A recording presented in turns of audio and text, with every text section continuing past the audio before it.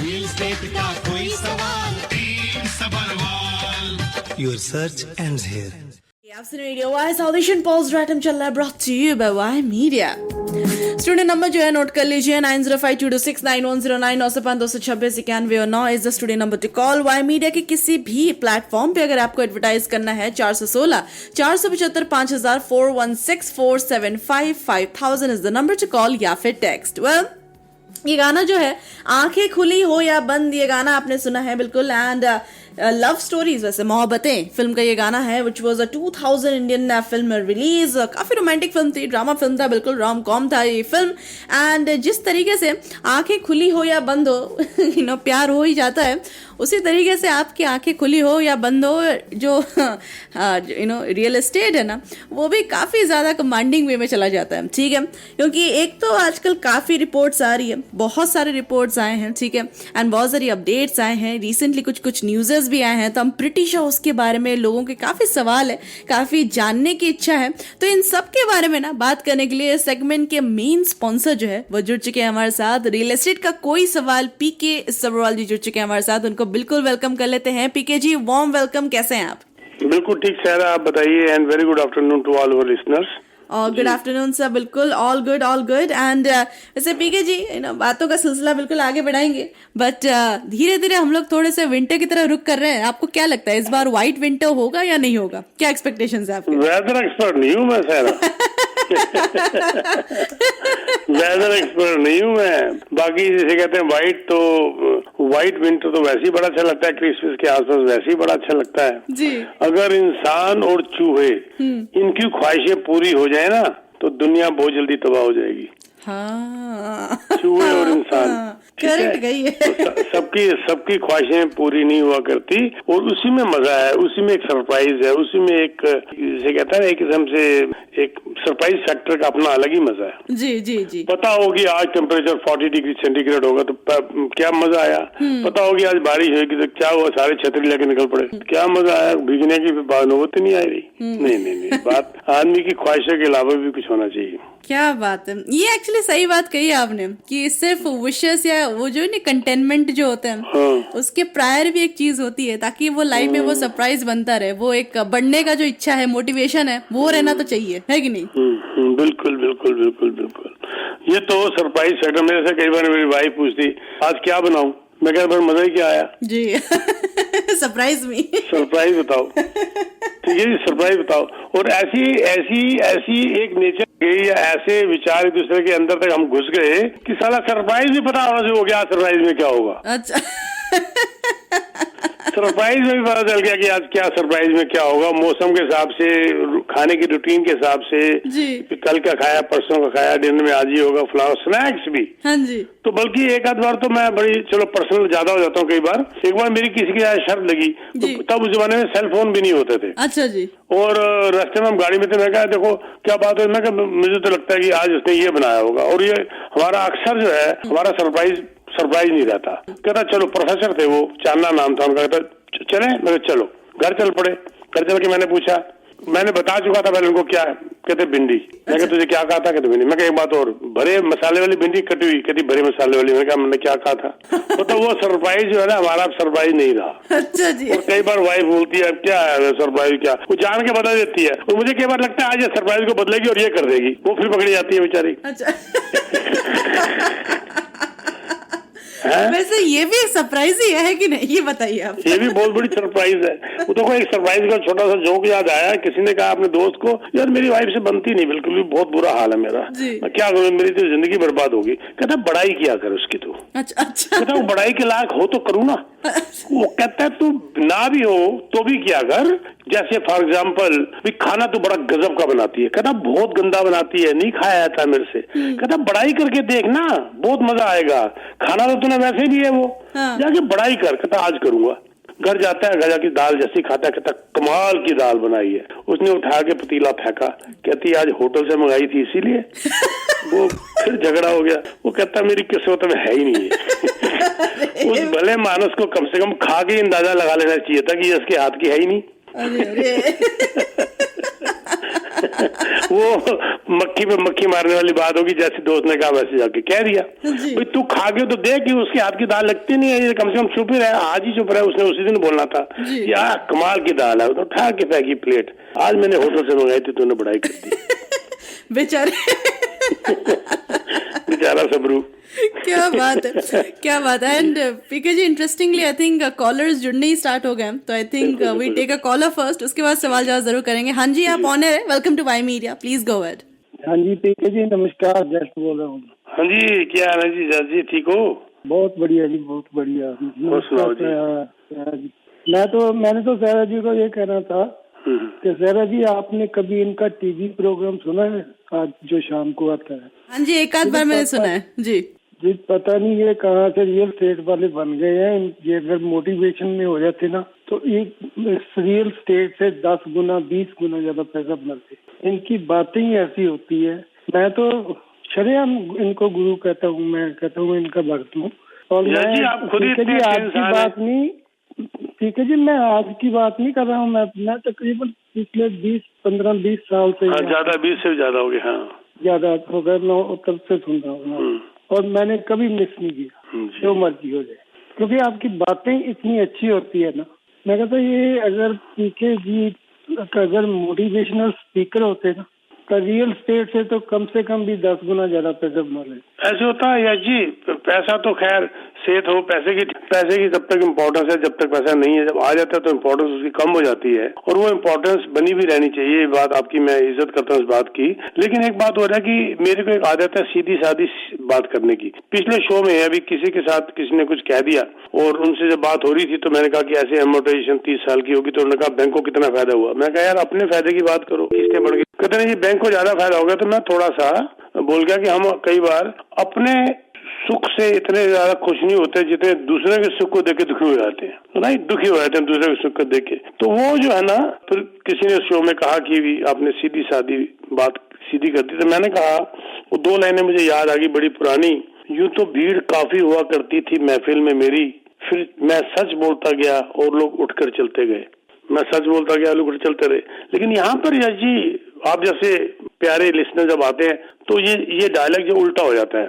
सच बोलने के बाद भी कई लोग बुरा नहीं मानते मेरा, तो उस बात का मैं आप लोगों का बड़ा शुक्रगुजार हूँ। मैं कहूँगा थैंकफुल हूँ आप लोगों का, मैं बहुत ज्यादा। क्या बात है, क्या बात है। बिल्कुल, आई थिंक करेक्ट बात ही कही है कि यू नो जिस तरीके से आप बातें करते हैं ना, it can be real estate की भी बातें अगर हम उठाए ना, यू से it with such basic examples आप देके एक्सप्लेन करते हैं। आई थिंक जो रियल एस्टेट के नुक्स एंड कॉर्नर्स भी नहीं जानते ना, उनको भी समझ में आ जाता है। I think that is one of the major reasons why people stick to listening to you. So thank you so much for joining us. पता क्या बात है, ये लैंग्वेज जो है ना, लैंग्वेज जो है ये बैरियर नहीं होना चाहिए। मेन पर्पस ये होना चाहिए कि मैं अपना मैसेज कन्वे कर सका कि नहीं कर सका, और आम भाषा के अंदर कन्वे कर सका कि नहीं कर सका। अक्सर मैं कई बार टॉक शोज देखता हूँ या लोगों को सुनता हूँ, वो हमारे देसी लोग अंग्रेजों से ज्यादा अंग्रेजी मारने की कोशिश करते हैं जी। और बताने की कोशिश करते हैं कि मैं जो है बहुत इंटेलिजेंट हूँ, बड़ी अच्छी अंग्रेजी मारता हूँ। एक अंग्रेज आपको सिंपल अंग्रेजी में समझाने की कोशिश करता है, और एक हम जैसे लोग वो और टफ करके बताने की कोशिश करते हैं कि मैं ब्रिलियंट हूँ।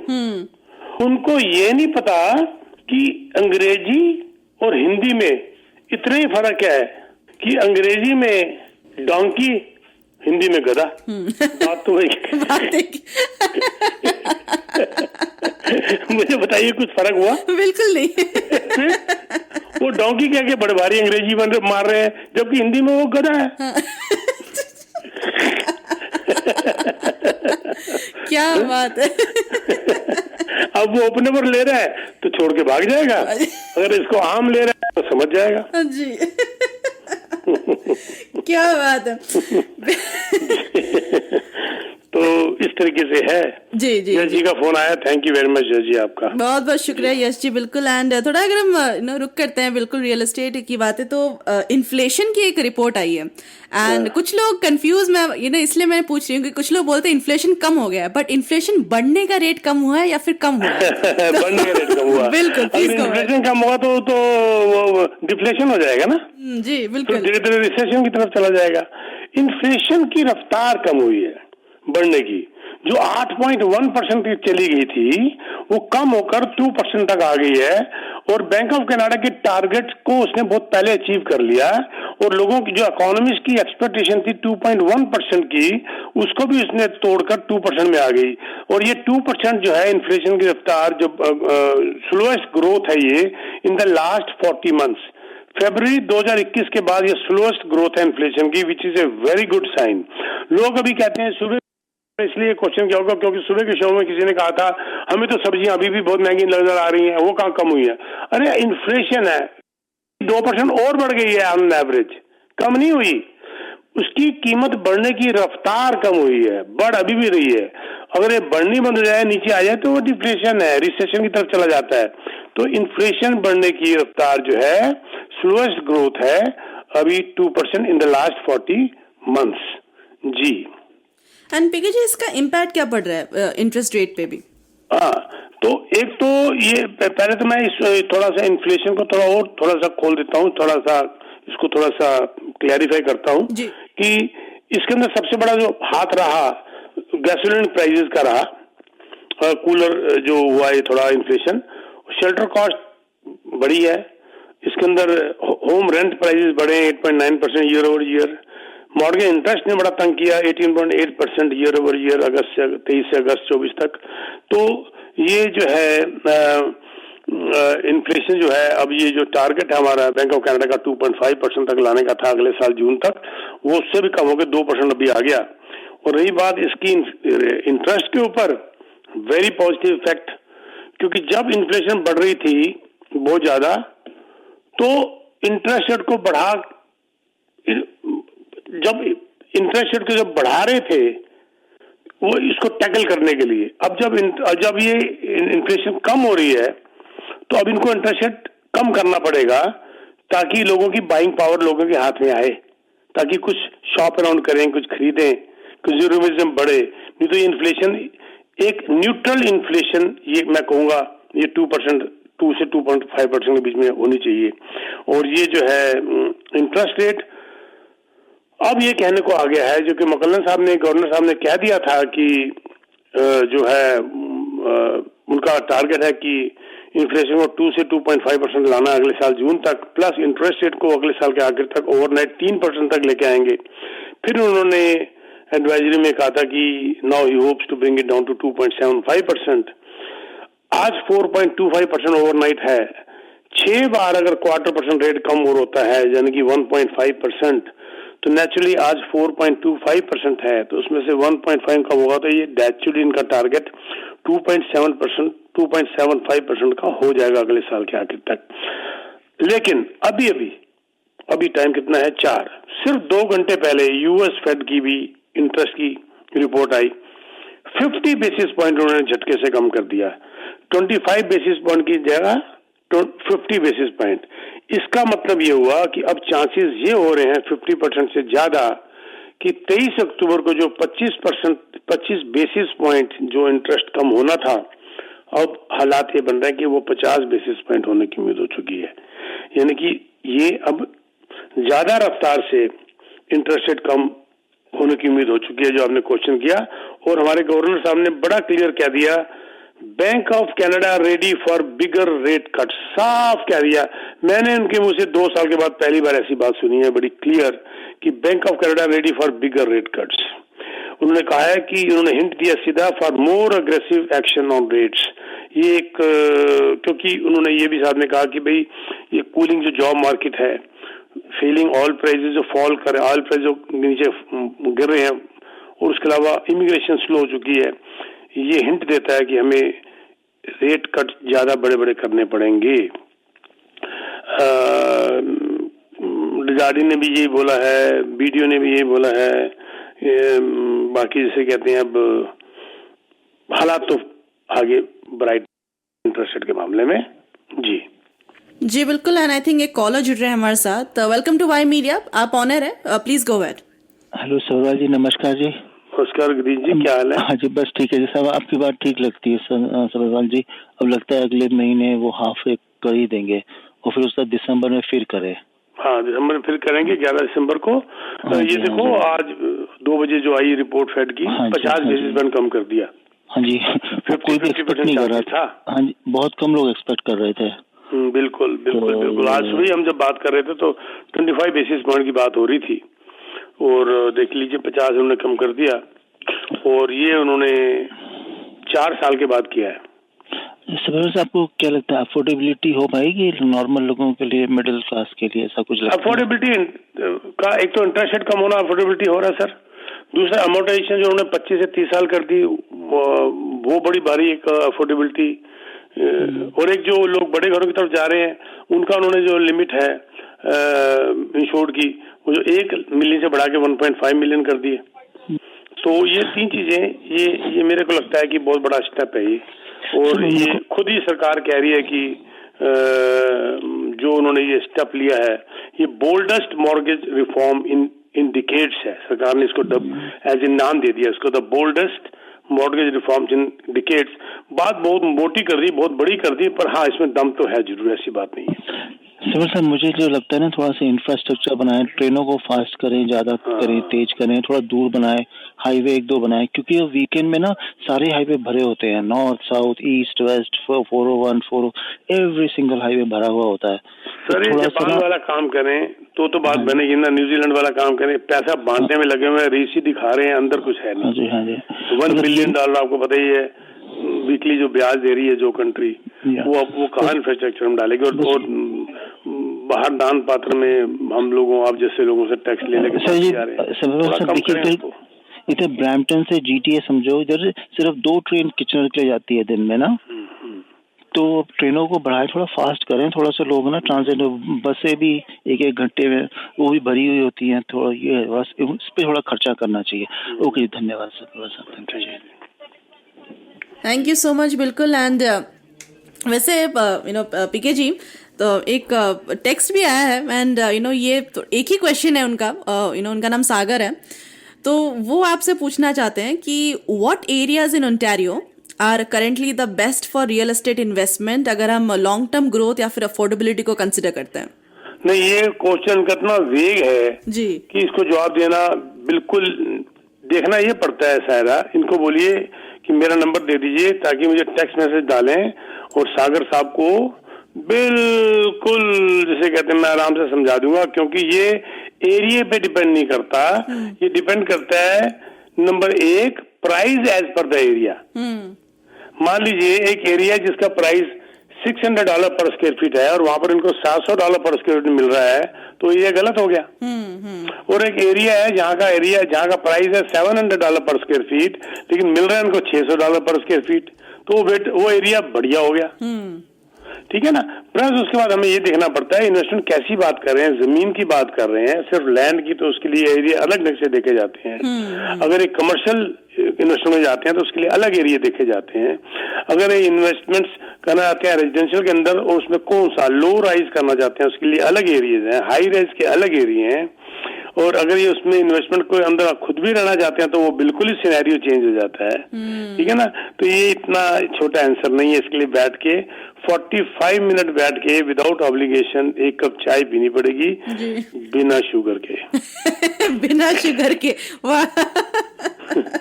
भाई फिर तो मीठा ज्यादा हो जाएगा ना, फिर हाइपर हो जाएगा आदमी ज्यादा शुगर खा के। ये तो सच बात है। अच्छा पीके जी, चलिए ये तो एक लॉन्ग फॉर्म था, तो जो मैं सवाल पूछने वाली हूँ कि एक रिपोर्ट आई थी हाउसिंग स्टार्ट्स को लेके, क्या वो आप एक्सप्लेन कर सकते हैं? वेरी गुड, बिल्कुल बिल्कुल। देखो ना, हाउसिंग स्टार्ट मेरा ना, आपको शायद याद होगा युद्धवीर जी ने उस दिन फंक्शन में भी कहा था, युद्धवीर जी मेरे साथ थे 11 तारीख की बात, 12 तारीख को आपका अवार्ड फंक्शन था ना? जी। हाँ, 11 तारीख को वेडनेसडे को शो के बाद, और युद्धवीर जी मेरे साथ थे, पॉलीवर को मिले थे हम लोग, तो वहाँ कोई डिनर था तो वहाँ मिले थे, तो वहाँ चल के वहाँ बात हो रही थी और वहाँ बिल्डर्स भी थे कुछ, तो वहाँ पर ये हाउसिंग स्टार्ट की जब बात आई कि भी अगस्त के महीने के अंदर हाउसिंग स्टार्ट 22% डाउन हो गए। 22%, कोई मजाक नहीं है कर्नाटक के अंदर, यानी कि 279,800 समथिंग जो जुलाई में थे वो कम होकर 217,400 समथिंग रह गए अगस्त में। ये क्या कारण है? ऐसे जबरदस्त इंटरेस्ट रेट कम हो रहे हैं, ठीक है, और उसके बाद सरकार भी कर रही है मॉर्गेज के बारे में, हालांकि तब तक ये मॉर्गेज का नया रूल नहीं आया था।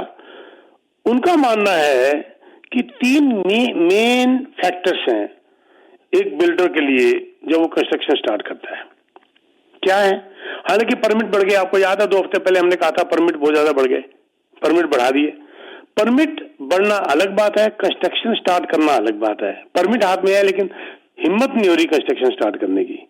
3 कारण है इसके बहुत बड़े। नंबर 1 सबसे बड़ा कारण है स्किल्ड लेबर की शॉर्टेज है। इस वक्त स्किल्ड लेबर की शॉर्टेज है। लेबर की शॉर्टेज नहीं है पर स्किल्ड लेबर की शॉर्टेज है। मैन पावर की शॉर्टेज नहीं है इस वक्त पर स्किल्ड मैन पावर की शॉर्टेज है, नंबर 1। नंबर 2 क्रेडिट अवेलेबिलिटी बहुत टफ है फॉर बिजनेसेस। हम कमर्शियल के लिए बात कर रहे हैं इस वक्त, रेजिडेंशियल के तो टफ है ही है, कमर्शियल के लिए और भी टफ है और महंगी है। सबसे बड़ी बात किस चीज की, अगर जब डिमांड नहीं होगी तो मैं वो चीज क्यों बनाऊंगा? इज इट करेक्ट और रॉन्ग? जी। अब कंस्ट्रक्शन डिमांड नए की डिमांड इतनी घट चुकी है और इन्वेंटरी मार्केट में इतनी ज्यादा हो चुकी है कि बिल्डर को ये 3 चीजें रोक के रखी हुई है इस वक्त। This is the main reason कि हाउसिंग स्टार्ट इसका 22% नीचे आ गए और ये टारगेट सरकार पूरा करने की कोशिश कर रही है। कहां से करेगी मुझे नहीं पता जी। पीके जी, चलिए तो हाउसिंग स्टार्ट की हम बात कर रहे हैं, बट एक काफ़ी रीसेंट रिपोर्ट आई थी, अभी कुछ दिन पहले ही हम पढ़ रहे थे कि ये जो ऑटोवा में एक I think new mortgage rules आए हैं, तो क्या ये हेल्प करेगा टू बाय हाउसेज एंड इसका क्या इम्पैक्ट है? जो अभी रूल आए हैं, हाँ ये बिल्कुल, ये कल ही तो आए। तो ये इसके अंदर उन्होंने अमोर्टाइजेशन 30 साल कर दी ना, जैसे अभी इनसे बात हो रही थी पहले किसी की। और प्लस जो है ये नए रूल डेफिनेटली ये बोल्डेस्ट मॉर्गेज रूल वाली बात उन्होंने कही ना, अभी जो मैं बात कर रहा था यही वाले रूल है जिसकी आप बात कर रहे थे थोड़ी देर पहले, या सेम आपने जो मॉर्गेज वाली बात की ना, यही रूल है। और प्लस जो है 30 ईयर अमोर्टाइजेशन बहुत बड़ा एक रिलीफ है। 2008 के बाद ये रिलीफ अभी आया है। और उसके बाद जो इंश्योर मॉर्गेज है उसका कैप जो था 1 मिलियन वो बढ़ा के उन्होंने 1.5 मिलियन कर दिया, ये भी बहुत बड़ा रिलीफ है। ऊपर से इंटरेस्ट रेट कम आ रहे हैं, ये भी बहुत बड़ा रिलीफ है। ऑन द होल मुझे लगता है कि रियल एस्टेट ठीक रास्ते पे चल पड़ा है। बिल्कुल पीके जी। एंड एक मिस्टर रहमान जी का एक टेक्स्ट मैसेज आया, तो उन्होंने एक चीज़ पढ़ी and he is having a bit of difficulty to understand, तो उन्होंने आपसे ये पूछा है। तो ही रेड अ हेडलाइन, वो हेडलाइन ये कहता है कि कैनेडियन हाउसिंग एक्टिविटी जो है वो होल्डिंग पैटर्न में रिमेन कर रहा है। So Canadian housing activity remains in holding pattern. So he is asking what does that exactly mean? वो explain चाहते हैं थोड़ा सा। होल्डिंग का मतलब ये है कि सब रुके हुए हैं। देखो बायर रुका हुआ है, साइड लाइन में बैठा हुआ है। एक्टिविटी जो बढ़नी चाहिए नहीं बढ़ी, वो होल्ड हुई पड़ी है। इंटरेस्ट रेट कम हो रहा है, अमोर्टाइजेशन 25 से 30 साल हो गया, कैप उन्होंने जो था इंश्योर्ड 1 मिलियन से बढ़ा के 1.5 मिलियन कर दिया।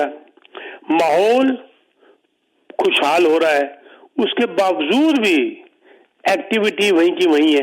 इसको होल्ड कहते हैं, वो होल्डिंग में है, वो बड़ी नहीं, एक्टिविटी बड़ी नहीं।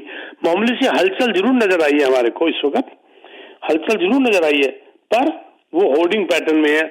अभी जिस हिसाब से हलचल बढ़नी, मुझे लगता है कि हलचल होने में अभी 2 महीने और लग जाएंगे। अच्छा जी। और मैं 2 के भी 3 कहता हूँ, जनवरी से आपको असली एक्टिविटी नजर आएगी, जब तक आपके 50 बेसिस पॉइंट या मिनिमम 75 to 50 बेसिस पॉइंट और कम नहीं हो जाता है interest. This is what holding जो माहौल बना हुआ है इस वक्त मोड में है बैठा हुआ, क्योंकि इतनी कुछ होने के बावजूद भी अभी तक बाहर साइड लाइन से बाहर नहीं आया खरीदने के लिए, और सेलर बेचने के लिए आ चुका है, लेकिन बाहर अभी इनको नजर नहीं आ रहे जी। तो सारा कंक्लूड करें। हाँ जी, एक लास्ट एक्चुअली क्वेश्चन है आयुष जी का, उसके बाद कंक्लूड कर देंगे।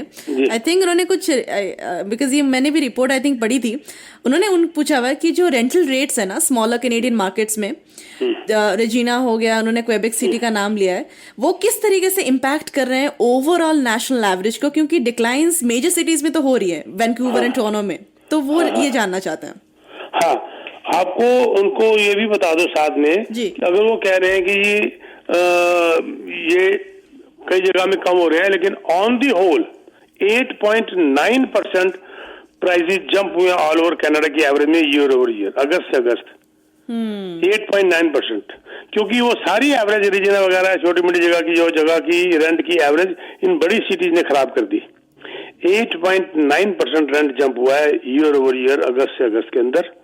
और इंटरेस्ट रेट कम होने के बावजूद भी मॉर्गेज इंटरेस्ट कॉस्ट 18.8% बढ़ी है अगस्त से अगस्त के अंदर, अगस्त 23 से अगस्त 24 के अंदर। जी सर, क्या बात है।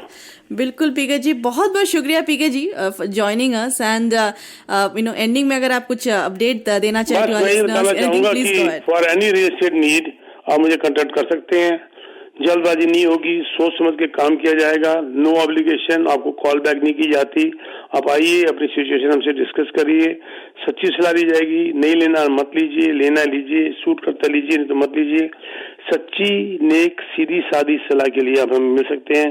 मुझे टेक्स्ट मैसेज डालिए। ह्यूज डिस्काउंट चल रहे हैं रीसेल के अंदर भी, और अगर इन्वेस्टमेंट करनी है तो बिल्डरों से भी बहुत ह्यूज डिस्काउंट चल रहे हैं। हमें कांटेक्ट कर लीजिए, मैसेज डालिए नाम के साथ 6472994757। I repeat 6472994757। Thank you very much सेरा। Thank you so much PK ji जुड़ने के लिए। हर हफ्ते वेट ही रहता है वेंसडे का कि कब पीके जी आएंगे। रियल एस्टेट की इतने सारे सवाल आते हैं एंड डिस्क्रिप्शंस आप देते हैं, एक्सप्लेन करते हैं एंड लाइफ की भी बातें होती है। So it's a mix up बहुत। सो बहुत बहुत शुक्रिया for your consistent support to Y media as well. Thank you so much. Thank you. PK ji जुड़े हुए थे हमारे साथ। रियल एस्टेट का कोई सवाल पीके सब्रवाल जुड़े हुए थे, ढेर सारी रियल एस्टेट की बातें करी उनके साथ एंड काफी सारे एक्सप्लेनेशन जो है वो क्लियर आउट हुई है। देखिए, अगर आपके कोई भी सवाल के जवाब अधूरे रह गए या फिर आप एक्सपेक्ट करें कि कुछ ज्यादा सवाल आ गए आपके पास, देखिए रेडियो में टाइम थोड़ा सा कट रहता है, but you can give directly, आप उन्हें मैसेज कर सकते हैं। कॉल मत कीजिएगा ऑब्वियसली, बट उन्हें मैसेज जो है जरूर डाल सकते हैं उनके नंबर पे जो उन्होंने कहा आपसे, एंड उस मैसेज पे आप उन्हें अपना नाम जो है फुल नेम के साथ आप उन्हें मैसेज करिएगा and he will get back to you. ठीक है, ये तो गारंटी है, he will get back to you and meeting fix होगा, no obligations, nothing at all. So इतना अच्छा अपॉर्चुनिटी आपको कहीं पे भी और नहीं मिलेगा। ठीक है जी, it is only with real estate का कोई सवाल PK Sabharwal that you get this opportunity, that you get this effort. So make sure आप लोग जरूर उन्हें टेक्स्ट मैसेज डालिएगा। बातों का सिलसिला आगे जरूर बढ़ाएंगे। स्टूडियो नंबर में जरूर बता दूं 9052269109 905-226-91 और 9 वाई मीडिया के किसी भी प्लेटफॉर्म पे अगर आपको एडवर्टाइज करना है 416 475 5000 416 475 5000।